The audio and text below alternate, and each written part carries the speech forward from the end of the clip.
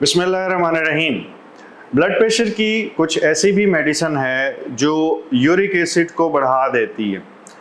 अब दवाई तो अच्छे के लिए दी जाती है, बीपी के कंट्रोल के लिए दी जाती है, लेकिन हर दवाई का कुछ ना कुछ अपना साइड इफ़ेक्ट ज़रूर होता।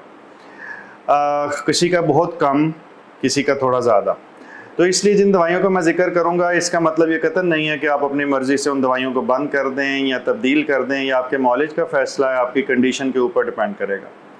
लेकिन ब्लड प्रेशर की वो तमाम अद्वियात जिनके अंदर पेशावर दवाई शामिल की जाती, और पेशावर दवाई शामिल करने का मतलब ये है कि वो बाज़ औक़ात आपको नहीं पता होता, और एक दवाई एग्ज़ाम्पल, ये बहुत सारी दवाइयाँ जिनके साथ को लिखा होता है या एच लिखा होता है या आखिर में डी अलहदा करके लिखा होता है, जैसे को डायोमैन, को ईजी डे, वेल्टेक डी, इस तरह की तमाम दवाइयों के अंदर पेशावर मेडिसिन शामिल की जाती। उसका मकसद ये नहीं होता कि आपको पेशाब ज़्यादा आए, उसका नाम ज़रूर ये है। उसका मकसद है कि जिस्म के अंदर से इजाफ़ी सोडियम या नमक पेशाब के रास्ते ज़ाइल हो जाए। जब वो ज़ाइल हो जाता है तो उससे बीपी अच्छा कंट्रोल होता। तो ये एक बहुत अच्छा तरीक़ाकार है, रिकमेंडेड तरीक़ाकार है, और इससे रेजिस्टेंट हाइपरटेंशन में, और ख़ास तौर पे वो जिनके लोगों को सॉल्ट सेंसिटिव हाइपरटेंशन है, अगर आप ज़हनी और जिस्मानी सेहत के बारे में इल्म, नए तरीक़ा इलाज और नई से नई तहकीक के बारे में जानना चाहते हैं तो इस चैनल को सब्सक्राइब करें, बेल आइकन को क्लिक कर दीजिए। अगर वीडियो में कुछ अच्छा लगे तो लाइक एंड शेयर करें ताकि ये इल्म दूसरों तक पहुंच सके। यानी नमक के ज़रिए उनका बीपी बढ़ता है, उनको इसका बहुत फ़ायदा होता और ये इस्तेमाल करनी चाहिए। लेकिन इसका एक साइड इफ़ेक्ट ये है कि इसके इस्तेमाल से यूरिक एसिड का लेवल बढ़ सकता है।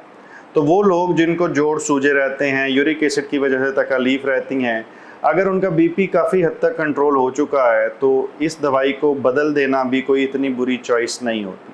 बाज़ नहीं बदला जाता, हो सकता है वही दवाई ठीक हो, आपने फ़ैसला नहीं करना, मौलिज ने करना है। मैं बार बार ये हर वीडियो में कहता हूँ।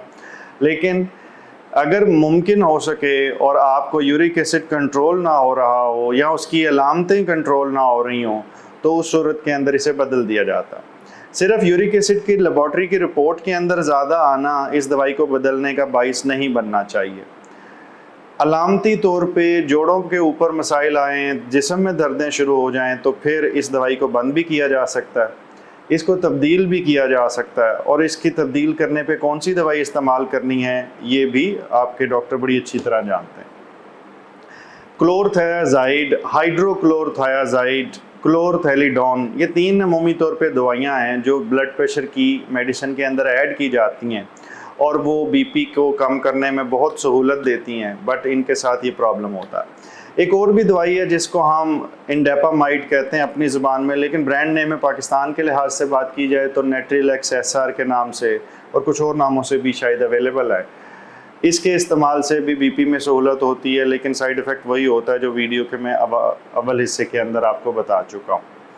तो इसलिए यूरिक एसिड ज़्यादा आए और अलामतें भी हों तो अपने मौलिज से ज़रूर इसके बारे में डिस्कस करें, और मजबूरन इसको तब्दील करने में कोई हर्ज नहीं।